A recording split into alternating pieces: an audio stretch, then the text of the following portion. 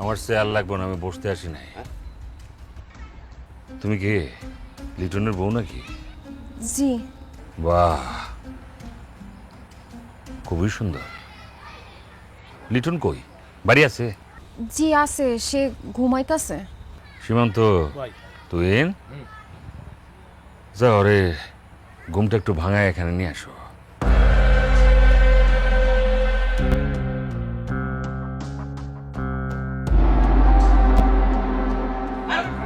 আয় আয় লিটন আয়। সকাল সকাল তোর ঘুম ভাঙাই দিছি, সেজন্য দুঃখিত রে।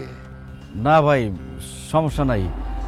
রুস্তম ভাই, আপনি আমাকে বাড়িতে কি মনে করে? আমার কাছ থেকে 30,000 টাকা নিছস, কাঁচা তরকারির ব্যবসা করবি বইলা। ব্যবসা কি করছস? ইয়ে মানে আসলে হয়েছে কি ভাই, যা বলতেছি তার উত্তর দিবি, বাড়তি কোনো উত্তর দিবি না। ব্যবসা কি করছস?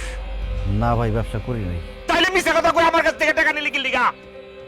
তুই অক্ষণ আমার টাকা আমার ফেরত দিবি, আর এইখানে যারা যারা তোর কাছ থেকে টাকা পাইবো প্রত্যেকের টাকা তুই খারাপ ফেরত দিবি।